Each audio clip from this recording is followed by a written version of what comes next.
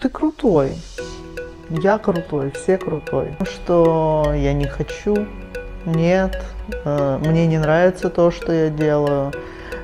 Тело кричит. Если мы не обращаем внимания на а чего же я на самом деле хочу? я зарабатываю, но я себе не принадлежу. Вытесненную сексуальность, какие-то желания. С ведьмой из Эдинбурга. Наверное, выход из этого напридумывал – это отпустить.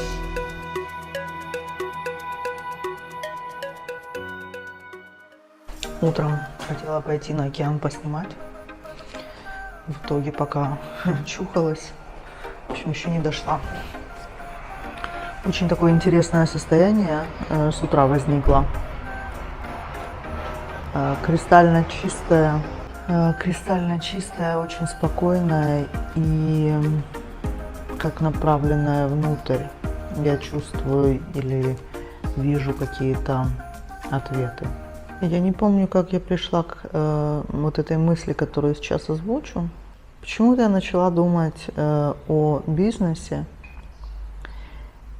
и внутреннем состоянии, которое у меня было в моменты жизни, когда я им занималась. Потому что я периодически хотела все бросить, как регулярно хотела бросить. И сейчас я вижу людей, которые уходят из бизнеса, несмотря на то, что они успешны. И я думаю, не одна ли это какая-то вот вещь, да, то есть я думаю, не являются ли их причины ухода из бизнеса аналогичными моим. Какие мои были причины? У меня не билось, что не билось? Что у меня недостаточно времени на себя и на жизнь. То есть я зарабатываю, но я себе не принадлежу. У меня нет свободного времени, где меня никто не дергает.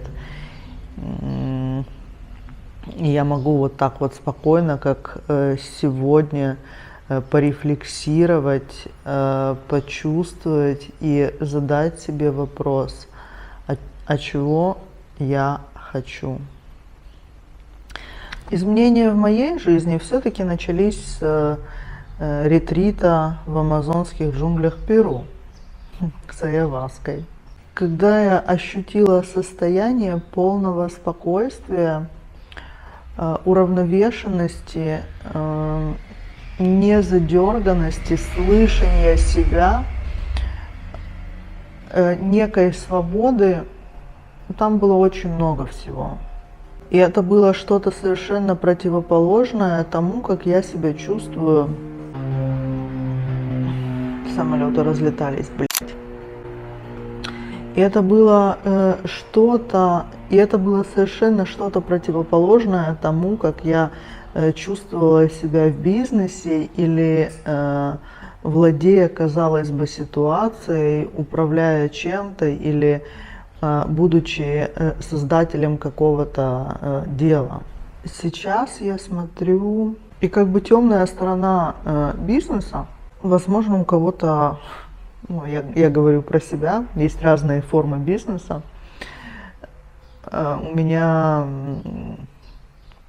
Я управляла юридическим бизнесом, и то, как это было выстроено у меня, мне приходилось очень многие вопросы контролировать, которые не зависят от меня. То есть попытка управлять реальностью, которая на самом деле мной неуправляема. Попытка все так наладить, чтобы там работало без меня. Идея хорошая, но на это может, то есть Это снова про попытку контроля реальности, которая на самом деле мы ее не контролируем. В один день может что-то случиться, и я умру. В один день может что-то случиться, и все, что я строю, оно рухнет. При этом я потрачу всю свою жизнь в надежде на то, что я что-то построю. И никогда не узнаю себя, и никогда не задам себе вопрос, а вообще, что ты по-настоящему хочешь? То есть то, что ты делаешь, это чья-то идея или твоя идея?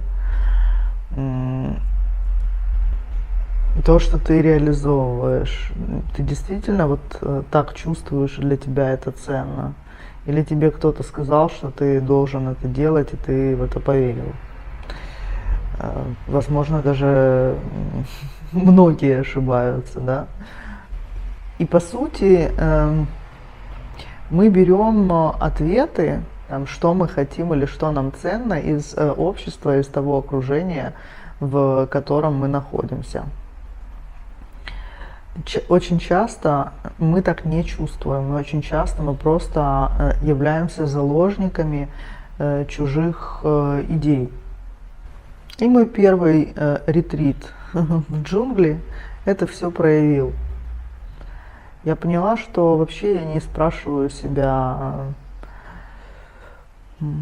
должна я заниматься бизнесом, не должна, хочу я этого, не хочу.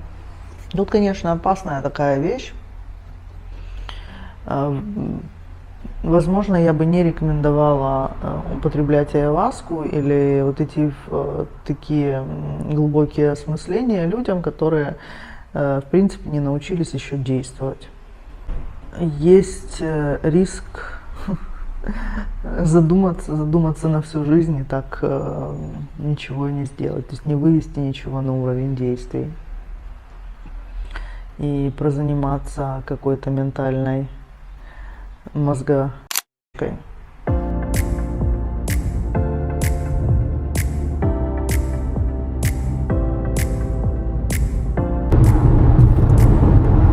Сдала паспорт в посольство.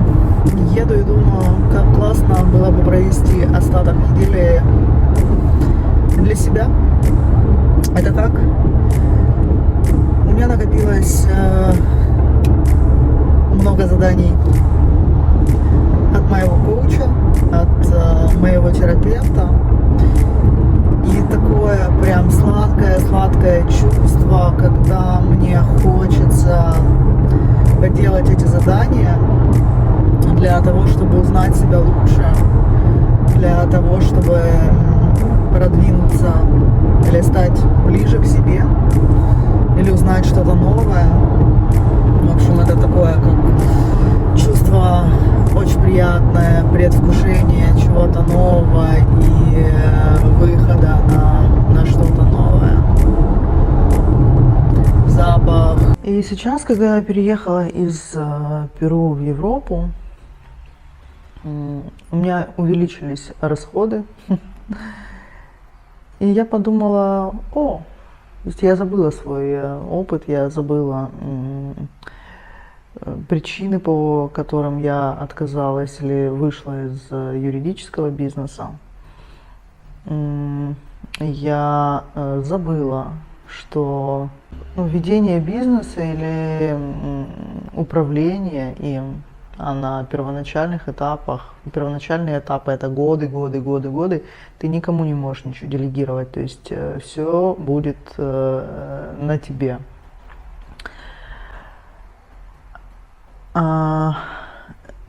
Что хотела сказать? Что я переехала в Европу, мне понадобилось больше денег, и я решила снова поиграть в бизнес.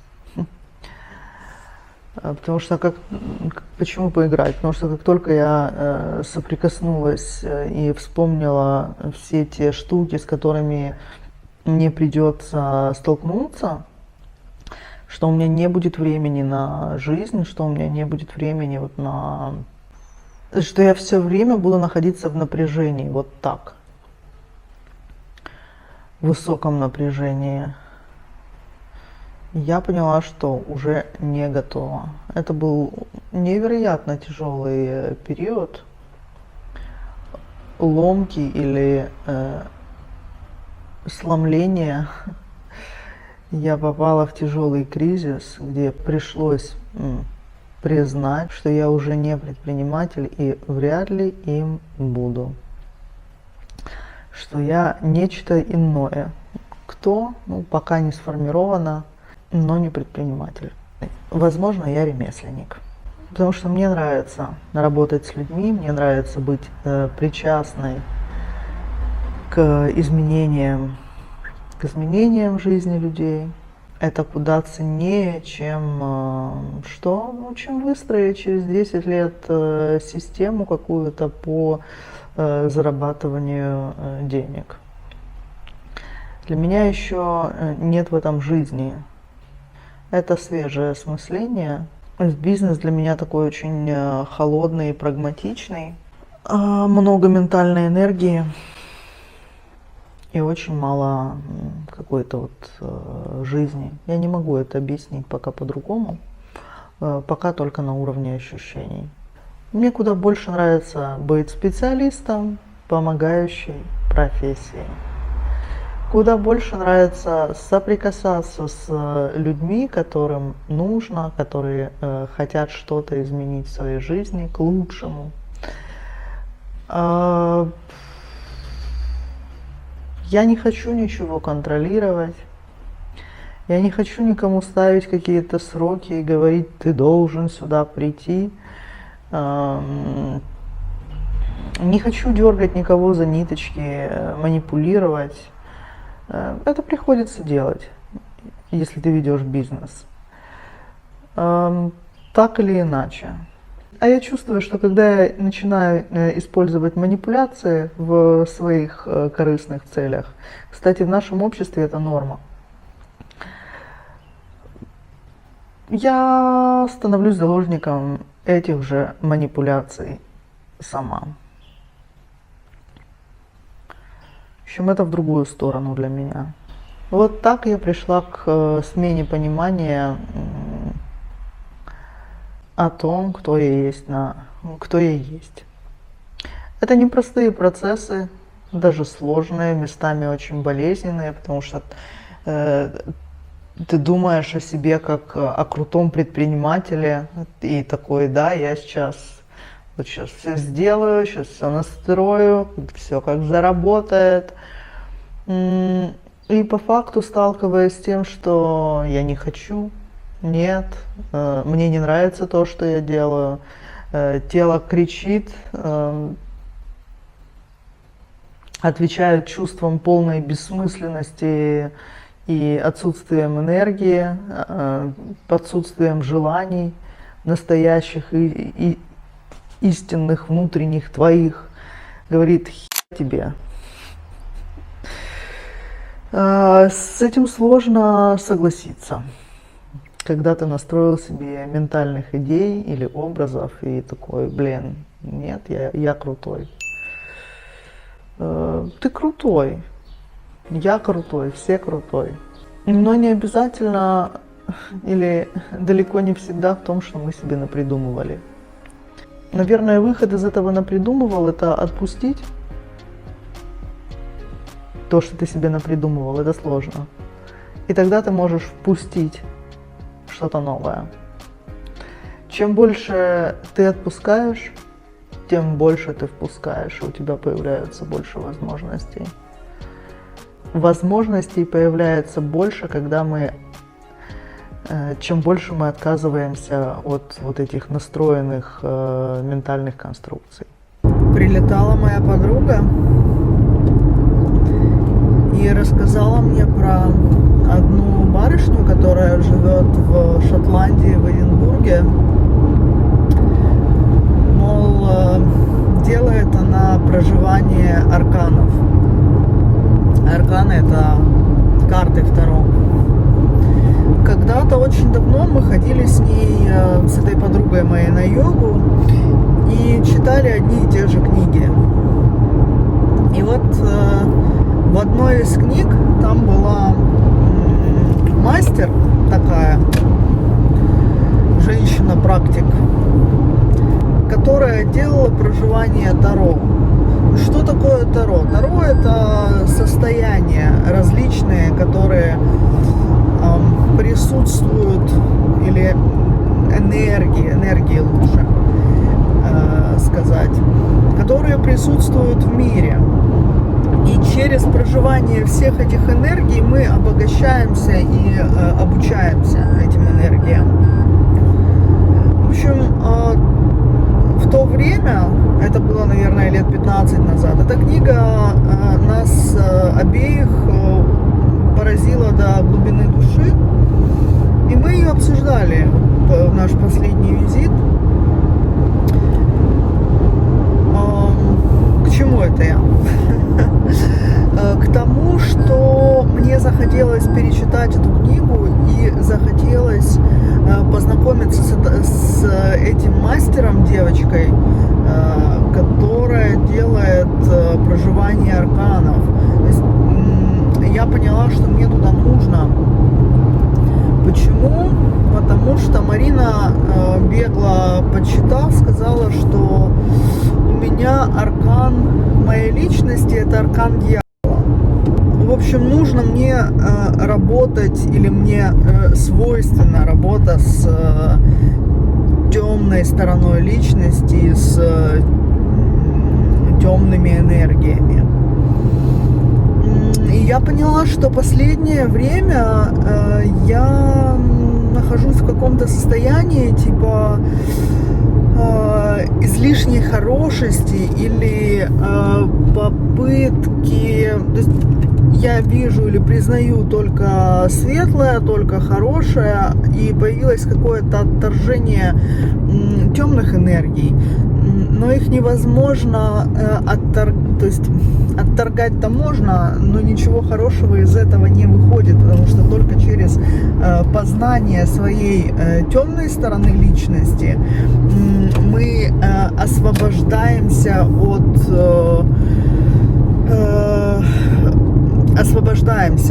от этой темной стороны личности. То есть, что я имею в виду?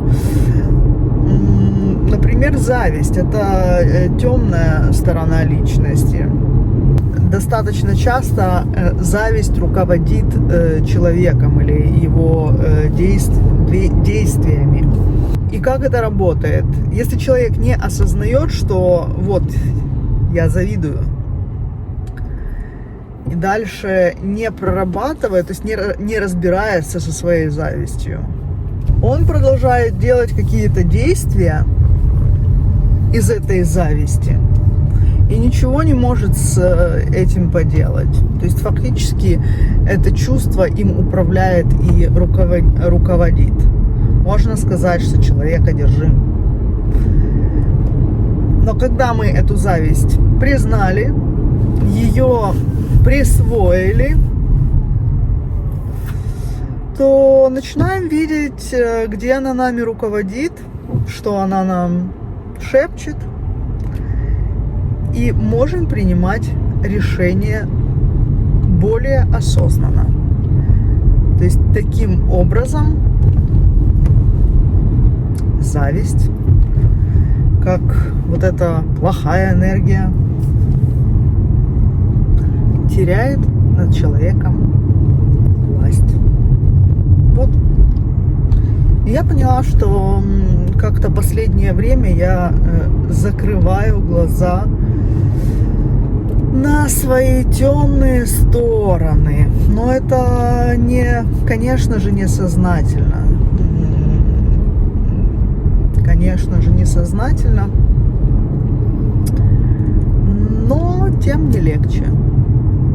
Потому что если мы не обращаем внимания на вытесненную сексуальность, какие-то желания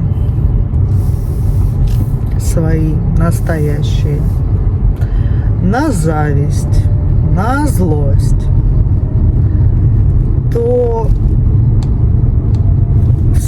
чувства начинают обращать внимание на нас. И повторюсь, мы становимся ими управляемы или во власти находимся своей темной стороны личности. Поэтому жду поездки в Шотландию и очень хочу познакомиться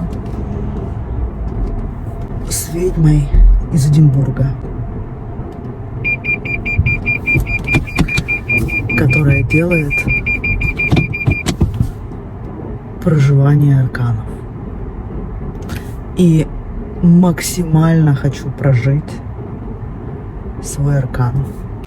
Добавлю в копилку работы с тенью или с темной стороной личности наши скрытые и тайные желания. Это тоже часть нас. И работая над собой и шагая в сторону свободы, не получится не работать над темной стороной. Наша темная сторона личности содержит огромный ресурс и огромное количество энергии. Оно содержится в непрожитых или вытесненных желаниях, которых мы себе не признаемся ввиду огромного количества причин, одна из которых, то есть по какой-то причине эти желания, они для нас запретные или плохие. И если мы себе признаемся, что да, я хочу этого, я для себя стану плохим человеком, темным человеком. Но таким образом это вытесненное желание, оно продолжает нас контролировать. И вытесненное желание – это вытесненная телесная часть самого себя. Эти желания нужно ощутить или прожить на уровне тела. Вопрос, который можно себе задать, который может продвинуть в понимании своей тени, а чего же я на самом деле хочу, но в чем я себе не признаюсь. То есть, что это за такое желание, которое является для меня запретным.